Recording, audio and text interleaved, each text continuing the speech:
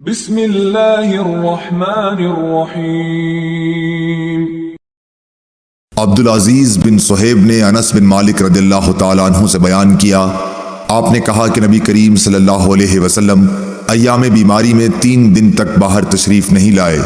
انہی دنوں میں ایک دن نماز قائم کی گئی۔ حضرت ابو بکر رضی اللہ تعالیٰ عنہ آگے بڑھنے کو تھے کہ نبی صلی اللہ علیہ وسلم نے حجرہ مبارک کا پردہ اٹھایا۔ جب حضور صلی اللہ علیہ وسلم کا چہرہ مبارک دکھائی دیا تو آپ کے روئے پاک و مبارک سے زیادہ حسین منظر ہم نے کبھی نہیں دیکھا تھا، قربان اس حسن و جمال کے۔ پھر آپ نے حضرت ابو بکر صدیق رضی اللہ تعالیٰ عنہ کو آگے بڑھنے کے لیے اشارہ کیا اور آپ نے پردہ گرا دیا، اور اس کے بعد وفات تک آپ کو دیکھنے پر قادر نہ ہو سکا۔ صحیح بخاری حدیث نمبر 681۔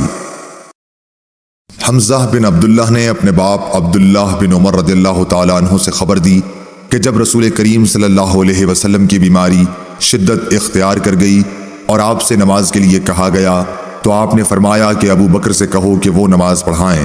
عائشہ رضی اللہ تعالیٰ عنہ نے عرض کیا کہ ابو بکر کچے دل کے آدمی ہیں، جب وہ قرآن مجید پڑھتے ہیں تو بہت رونے لگتے ہیں، لیکن آپ نے فرمایا کہ انہی سے کہو کہ نماز پڑھائیں۔ دوبارہ انہوں نے پھر وہی عذر دہرایا۔ آپ نے پھر فرمایا کہ ان سے نماز پڑھانے کے لیے کہو، تم تو بالکل صواحب یوسف کی طرح ہو۔ اس حدیث کی مطابقت محمد بن ولید زبیدی اور زہری کے بھتیجے اور اسحاق بن یحییٰ کلبی نے زہری سے کی ہے، اور عقیل اور معمر نے زہری سے، انہوں نے حمزہ بن عبداللہ بن عمر سے، انہوں نے نبی کریم صلی اللہ علیہ وسلم سے۔ صحیح بخاری حدیث نمبر 682۔ حشام بن عروہ نے اپنے والد عروہ سے خبر دی، انہوں نے حضرت عائشہ رضی اللہ تعالی عنہا سے، آپ نے کہا کہ رسول اللہ صلی اللہ علیہ وسلم نے اپنی بیماری میں حکم دیا کہ ابو بکر لوگوں کو نماز پڑھائیں، اس لیے آپ لوگوں کو نماز پڑھاتے تھے۔ عروہ نے بیان کیا کہ رسول اللہ صلی اللہ علیہ وسلم نے ایک دن اپنے آپ کو کچھ ہلکا پایا اور باہر تشریف لائے۔ اس وقت حضرت ابو بکر رضی اللہ تعالی عنہ نماز پڑھا رہے تھے۔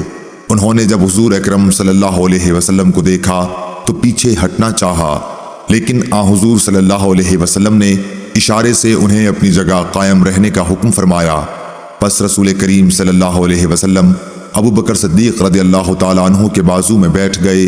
ابو بکر رضی اللہ تعالیٰ عنہ نبی کریم صلی اللہ علیہ وسلم کی اقتداء کر رہے تھے، اور لوگ ابو بکر صدیق رضی اللہ تعالیٰ عنہ کی پیروی کرتے تھے۔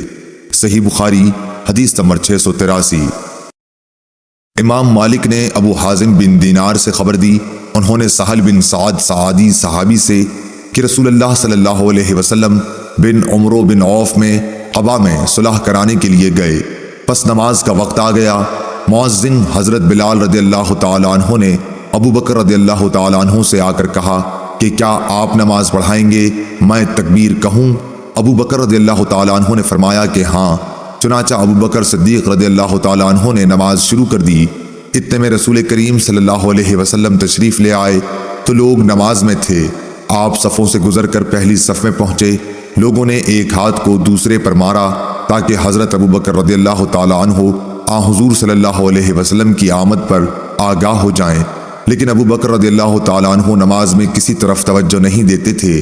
جب لوگوں نے متواتر ہاتھ پر ہاتھ مارنا شروع کیا تو صدیق اکبر رضی اللہ تعالیٰ عنہ متوجہ ہوئے اور رسول کریم صلی اللہ علیہ وسلم کو دیکھا۔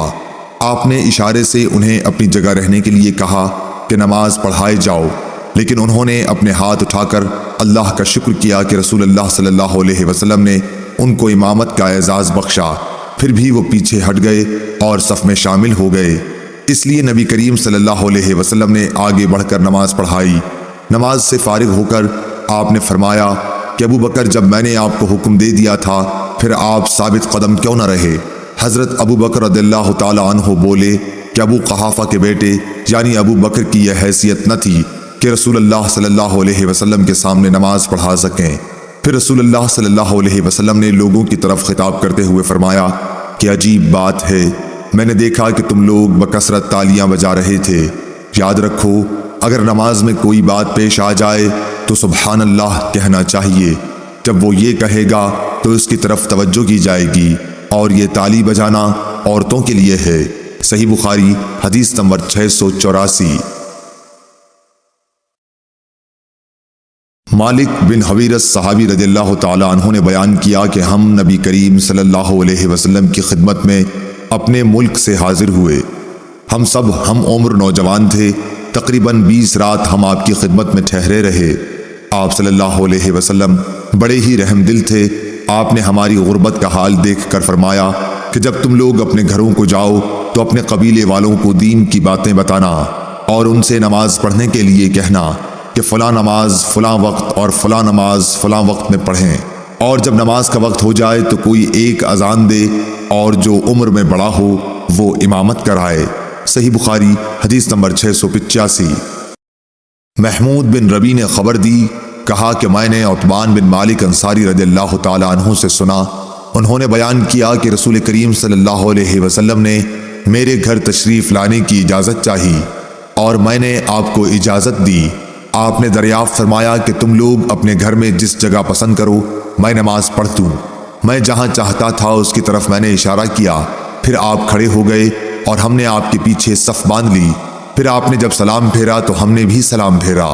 صحیح بخاری حدیث نمبر 686۔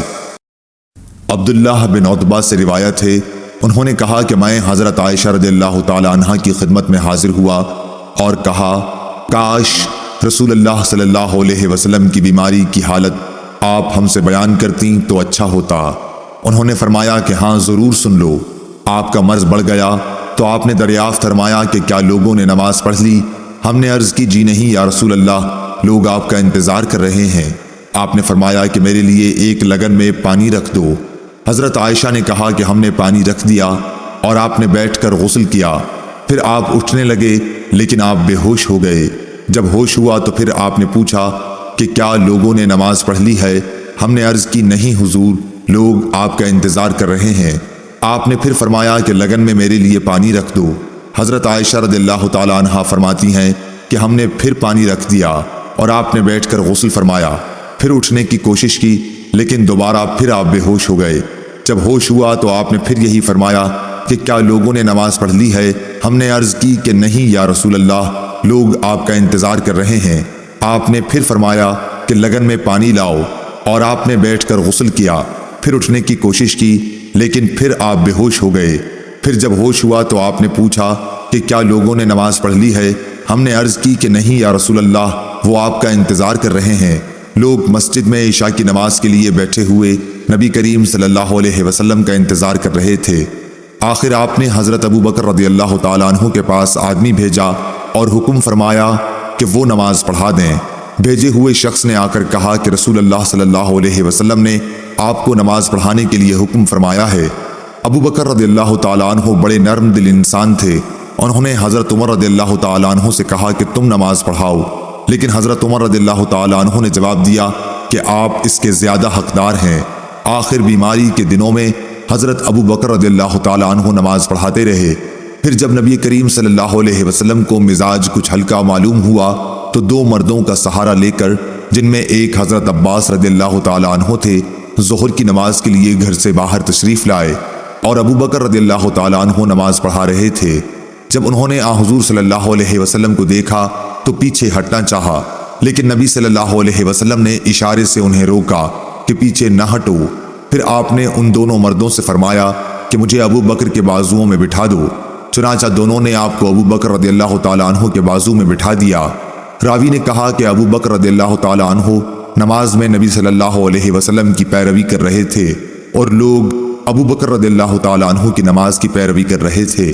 نبی کریم صلی اللہ علیہ وسلم بیٹھے بیٹھے نماز پڑھ رہے تھے۔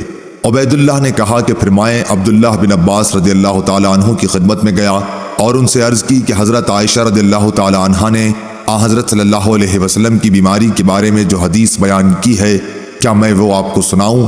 انہوں نے فرمایا کہ ضرور سناؤ۔ میں نے یہ حدیث ان کو سنا دی۔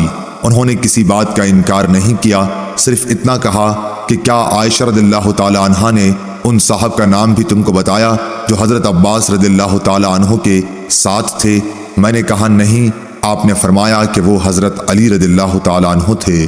صحیح بخاری حدیث نمبر 687۔ حشام بن عروہ نے اپنے باپ عروہ سے خبر دی، انہوں نے ام المومنین حضرت عائشہ رضی اللہ تعالیٰ عنہا سے کہ آپ نے بتلایا کہ رسول کریم صلی اللہ علیہ وسلم نے ایک مرتبہ بیماری کی حالت میں میرے ہی گھر میں نماز پڑھی۔ آپ بیٹھ کر نماز پڑھ رہے تھے اور لوگ آپ کے پیچھے کھڑے ہو کر پڑھ رہے تھے۔ آپ نے ان کو بیٹھنے کا اشارہ کیا اور نماز سے فارغ ہونے کے بعد فرمایا کہ امام اس لیے ہے کہ اس کی پیروی کی جائے، اس لیے جب وہ رکوع میں جائے تو تم بھی رکوع میں جاؤ، اور جب وہ سر اٹھائے تو تم بھی سر اٹھاؤ، اور جب وہ سمع اللہ لمن حمدہ کہے تو تم ربنا ولک الحمد کہو، اور جب وہ بیٹھ کر نماز پڑھے تو تم بھی بیٹھ کر نماز پڑھو۔ صحیح بخاری حدیث نمبر 688۔ امام مالک رحمۃ اللہ علیہ نے ابن شہاب سے خبر دی، انہوں نے انس بن مالک رضی اللہ تعالی عنہ سے کہ رسول اللہ صلی اللہ علیہ وسلم ایک گھوڑے پر سوار ہوئے تو آپ اس پر سے گر پڑے، اس سے آپ کے دائیں پہلو پر زخم آئے تو آپ نے کوئی نماز پڑھی جسے آپ بیٹھ کر پڑھ رہے تھے، اس لیے ہم نے بھی آپ کے پیچھے بیٹھ کر نماز پڑھی۔ جب آپ فارغ ہوئے تو فرمایا کہ امام اس لیے مقرر کیا ہے کہ اس کی اقتداء کی جائے، اس لیے جب وہ کھڑے ہو کر نماز پڑھے تو تم بھی کھڑے ہو کر پڑھو، اور جب وہ رکوع کرے تو تم بھی رکوع کرو، جب وہ رکوع سے سر اٹھائے تو تم بھی اٹھاؤ، اور جب وہ سمع اللہ لمن حمدہ کہے تو تم ربنا لک الحمد کہو، اور جب وہ بیٹھ کر نماز پڑھے تو تم بھی بیٹھ کر پڑھو۔ ابو عبداللہ امام بخاری رحمۃ اللہ علیہ نے کہا کہ حمیدی نے آپ کے اس قول جب امام بیٹھ کر نماز پڑھے تو تم بیٹھ کر پڑھو کے متعلق کہا ہے کہ یہ ابتدا میں آپ کی پرانی بیماری کا واقعہ ہے، اس کے بعد آخری بیماری میں آپ نے خود بیٹھ کر نماز پڑھی تھی اور لوگ آپ کے پیچھے کھڑے ہو کر اقتداء کر رہے تھے۔ آپ نے اس وقت لوگوں کو بیٹھنے کی ہدایت نہیں فرمائی، اور اصل یہ ہے کہ جو فعل آپ کا آخری ہو اس کو لینا چاہیے، اور پھر جو اس سے آخری ہو۔ صحیح بخاری حدیث نمبر 689۔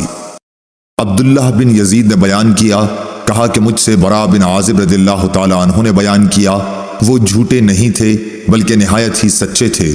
انہوں نے بتلایا کہ جب نبی صلی اللہ علیہ وسلم سمع اللہ لمن حمدہ کہتے تو ہم سے کوئی بھی اس وقت تک نہ جھکتا جب تک حضور صلی اللہ علیہ وسلم سجدے میں نہ چلے جاتے، پھر ہم لوگ سجدے میں جاتے۔